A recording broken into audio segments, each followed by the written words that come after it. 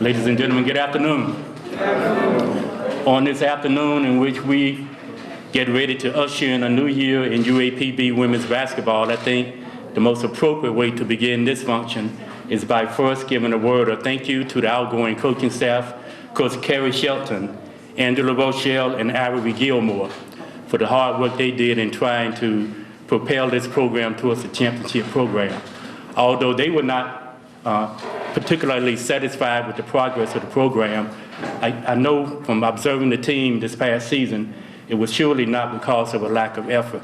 So I think we should all give their coaching staff a big round of applause for the job that they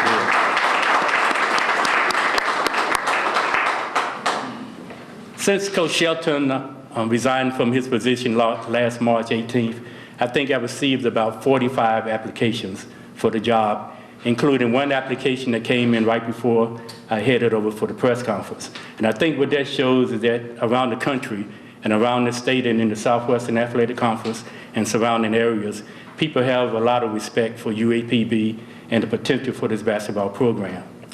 The individual that I'm about to bring forth as our new head coach, I'm familiar with him. When I became athletics director at Mississippi Valley State, he was the second person that I hired on our staff. I actually afforded him his opportunity for the first time to be a head coach on the NCAA Division I level. He comes to us from Mississippi Valley State, where he coached the last 11 years. He is the reigning SWAC Coach of the Year. His team in 2011 and 12 was the Southwestern Athletic Conference regular season champion, and his team had the opportunity to play in the WNIT, where they lost a narrow game at Tulane University.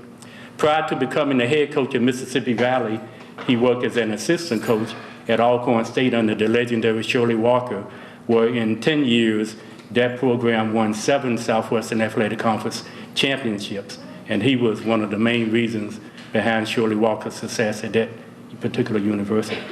It gives me great pleasure, ladies and gentlemen, to introduce to you a gentleman who comes from the metropolis of Salis, Mississippi. I still haven't learned where Salis, Mississippi is, but nonetheless, he comes to us from Mississippi Valley State University. I have a new head women's basketball coach, Nate Kilbert.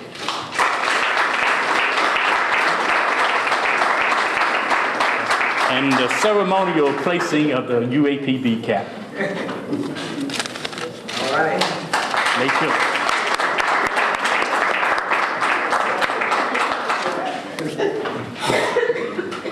Wow. It has been a busy 2 days for me. I mean, a busy 2 days. First of all, I want to say good afternoon. I would like to thank the athletic committee, Mr. Lonzo Hardy, Chancellor Davis, for trusting me with the women's basketball program. I promise you, not only did you select the right man for the job, but you got the right person for the job. I told the committee when I was doing my interview, if W's and L's was the only reason and the most important thing to this university, you got the wrong man for the job. Because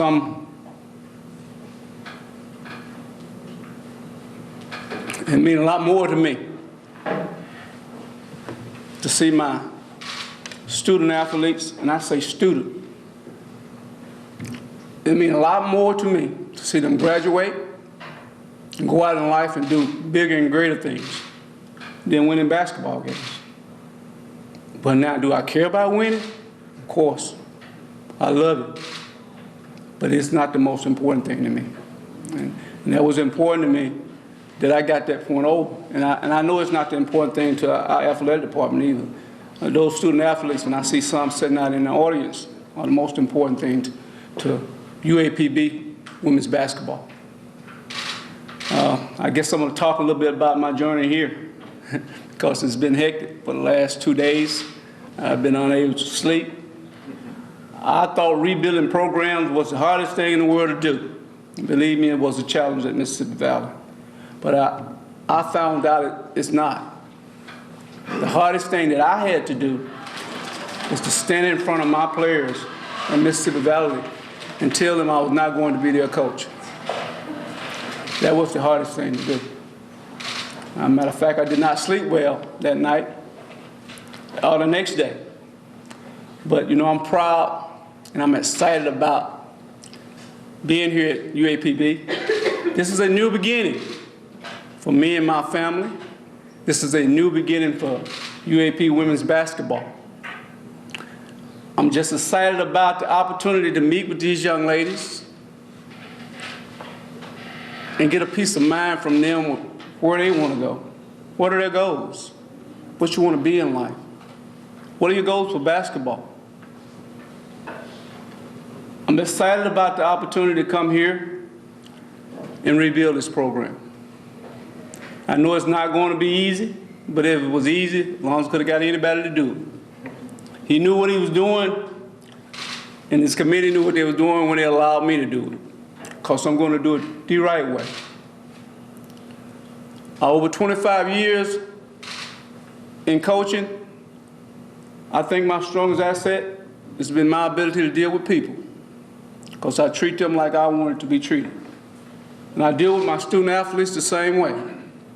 And over those 25 years, dealing with all the different attitudes and the personalities that I had to deal with, being able to adjust some of the things that I believed in without giving up my character and my beliefs, I think is very important.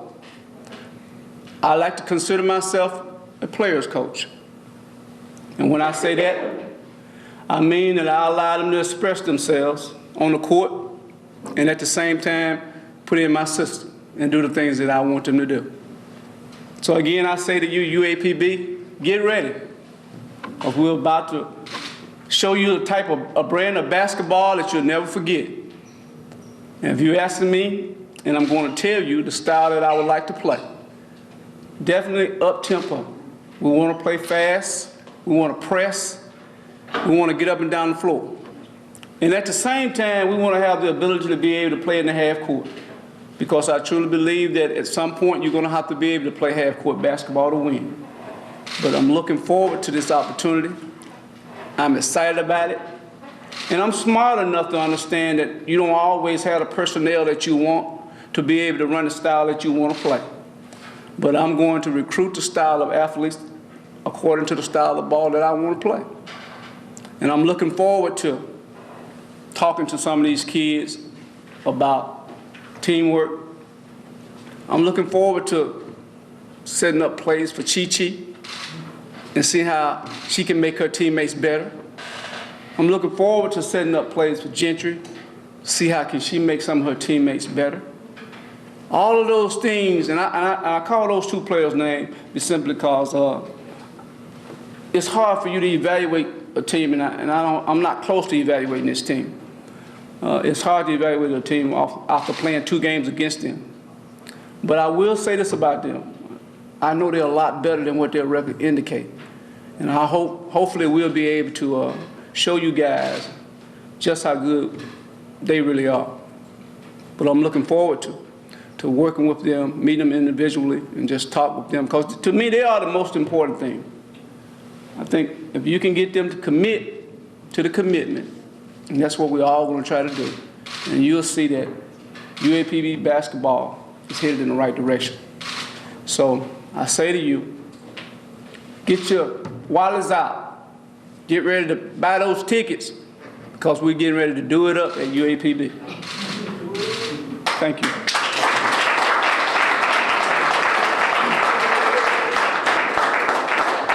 While Coach is at the mic, we will take questions from the media, and we may take a couple of questions from the audience. But first, the media. I gotta ask, you know, the decision to go from the top team in the SWAC to the bottom team in the SWAC. I mean, did that cross your mind at all, or did you want that challenge of rebuilding again? Did you want that chance to build up another program? Well, I think you just answered the question. I really did. I felt like Mississippi Valley Girls was in a good place. When I started there, the program was probably where Pine Bluff program was. And I just felt like I needed to be energized, and I thought I had the kids in a good place where they could win. And matter of fact, you know, my conversation with them was to stay at Valley, talk about repeating, winning it again next year. But rebuilding was something that I really wanted to get into.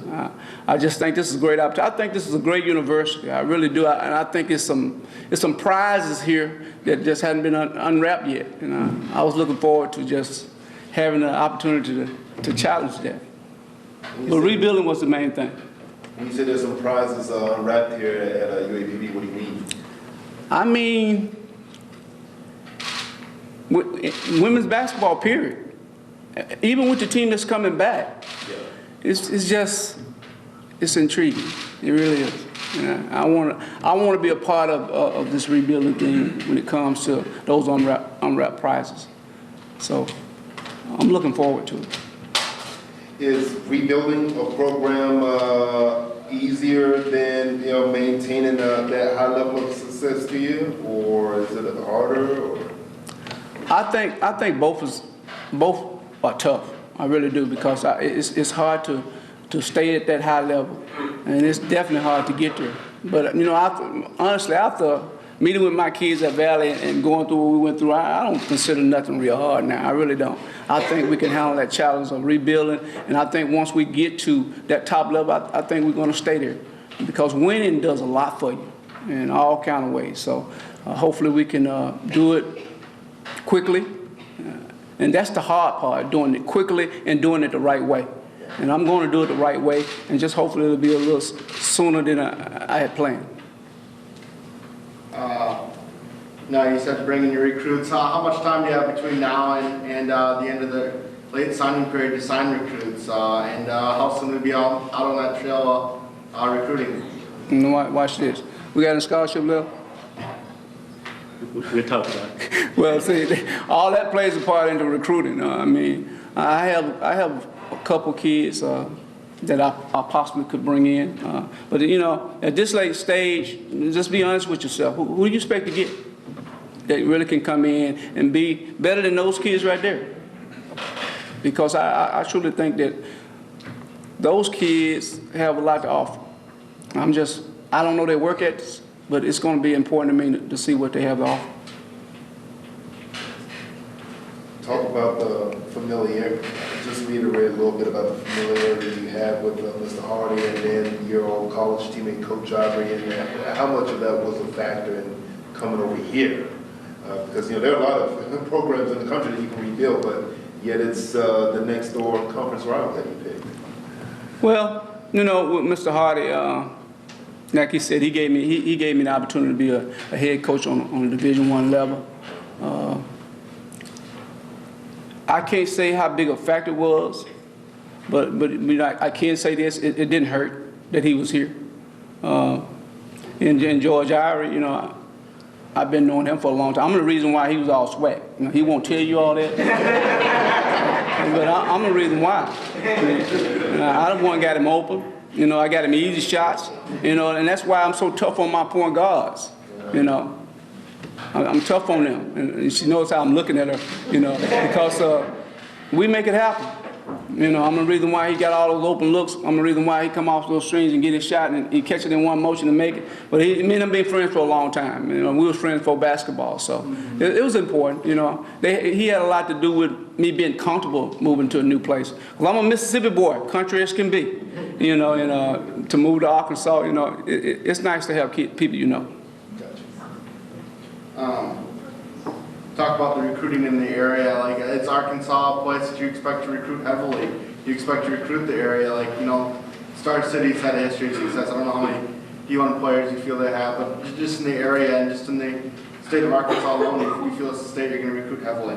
First of all, are you from Arkansas? No, I'm not. You're not? You? I am. Well, I might hire him as my assistant then to recruit the area. But that's important. And when I was at Mississippi Valley, I wanted to recruit the Delta area. It was important to me to bring kids in that was surrounding the community, because I think it's very important when you start looking at crowds and you want people to attend your games. It's important to have people from the Arkansas area on the team, and we're gonna recruit the area hard, and hopefully we'll be able to get some of the better players. We're not just recruiting the area to have players from Arkansas on our team. We want good players and then good students. That's what we're going to recruit. Your wife is the volleyball coach at Mississippi Valley and has had a lot of success there. Is she planning on remaining the coach there? Will she come here? What's the situation going to be right there? You know, that's a real good question.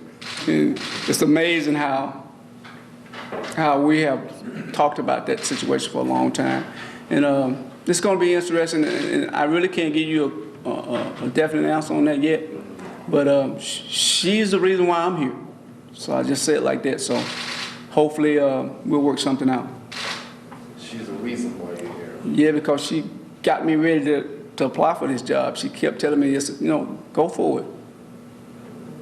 But as we speak, she's still the volleyball coach at Mississippi Valley. Well, as we speak, I'm still on contract in Mississippi Valley. So.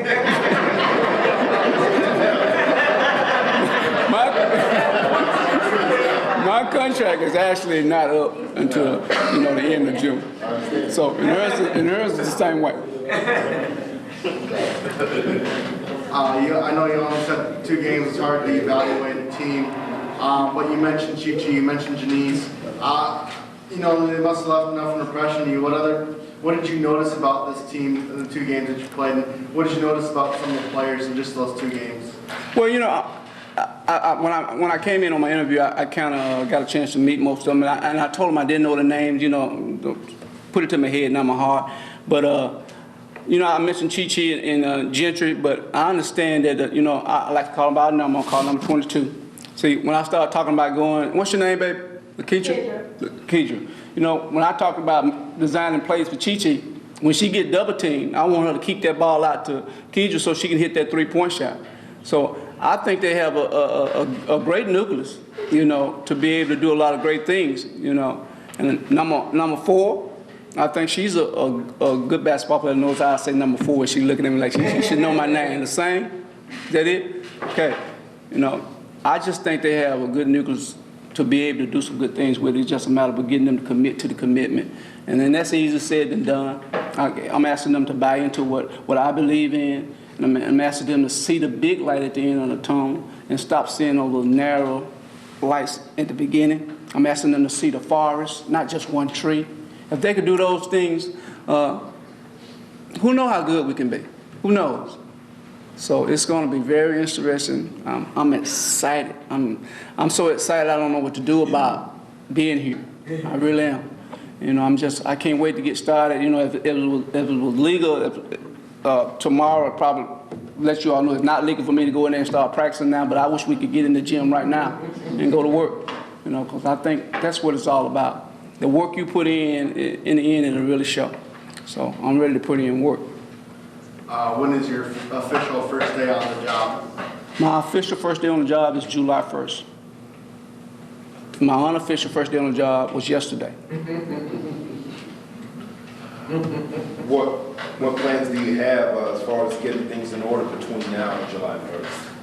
Well, I'm going to, once this conference, I'm going to sit down with Mr. Hart and talk to him about budget issues, schedule.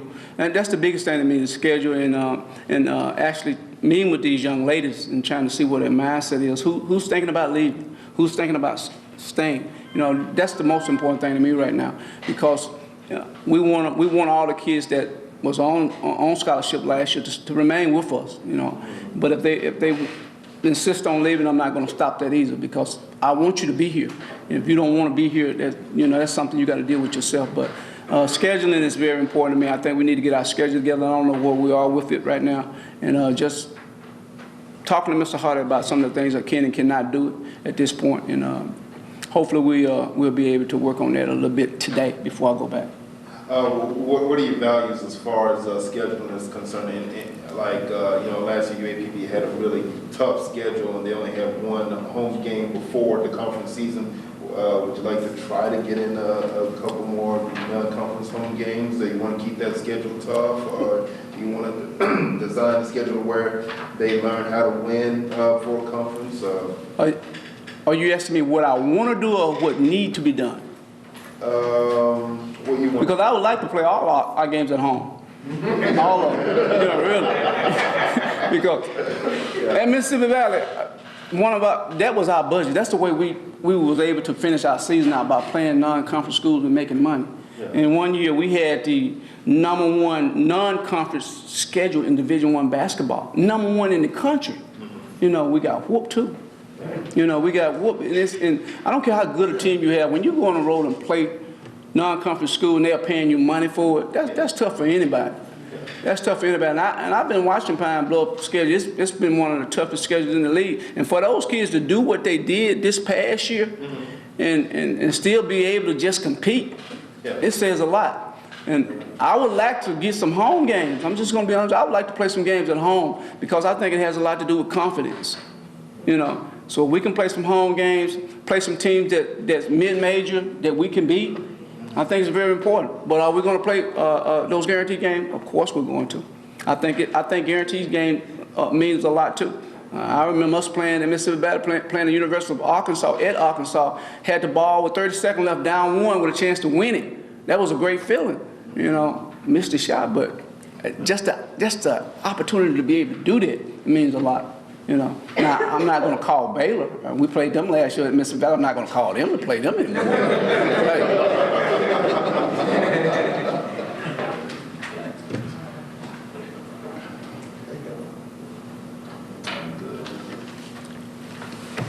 We will take a couple of questions from the audience if you have any questions. But before you do so, one thing we will say about Nate's wife, Lise, as you all know, she's been a volleyball coach at Mississippi Valley, and I had the pleasure of hiring her as well. You know, we did hire a new head coach here at UAPB last week, a young lady, Kayetta May, who was coming from Kentucky State University, where in 5 years her team won 2 championships and finished in second place twice. That's a great hire for us. But what we're looking at doing with Elise Kilbert, at least on the interim, is bringing her in as our temporary senior woman administrator. And we'll sit down with her and work out potentially some long-range job after we get her on board. But at least for the interim, she'll be coming in as our senior woman administrator. Are there any questions? I'll take a couple of questions from the audience. I know we have some diehard basketball people, sideline coaches in the audience. If you have a couple of questions, we'll take a couple of questions from the audience. Yes. You know, when you saw Nathan's resume come through, did you immediately think, hey, this is going to the top, this is the guy I'm going to interview, this could be the next coach right away, since you had hired him before? I think Nate's resume probably was one of about the last 10 resumes out of the 45 that I received that came in, so I wasn't really sure. He was, I think in just about every position on the staff, I have a short list for. In case something should happen to anybody, who would I consider to bring in? For women's basketball, Nate was on my short list. For a long time, I didn't think he was going to apply. When he did, I was happy to get the resume, and I called him and told him if he was really serious about looking at UAPB, I definitely wanted to bring him in for an interview. And ultimately, we did interview him on last Friday. Even after the interview, I think it was that evening, later that evening, actually made an offer to Nate, but he wanted to go back home, discuss it with his wife and family before he made a decision. I was kind of getting a little bit antsy over the next 4 or 5 days because it was only Wednesday when I got the letter from Nate saying that he would agree to come in as our coach. So from Wednesday until today, I was a much happier person. Did you approach him about the job, or did he approach you about the job? He approached me about it. Question from the audience? I want the young ladies on our basketball team, if you could stand up.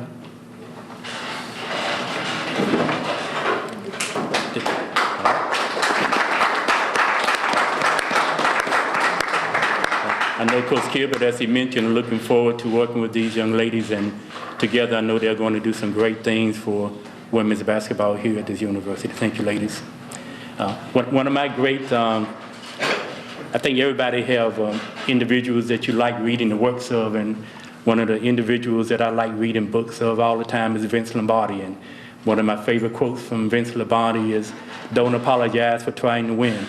And the type of people you will see me bring on the staff are people who come from winning backgrounds, who have won who know how to win. And I think Nate fits into that mold. Kayetta Mays fits into that mold. And other individuals in the future that we hire will also fit into that mold. People who come from winning backgrounds and who know how to win. That's the best way to build a winning program.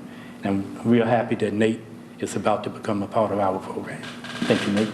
Appreciate it, sir. Thank you.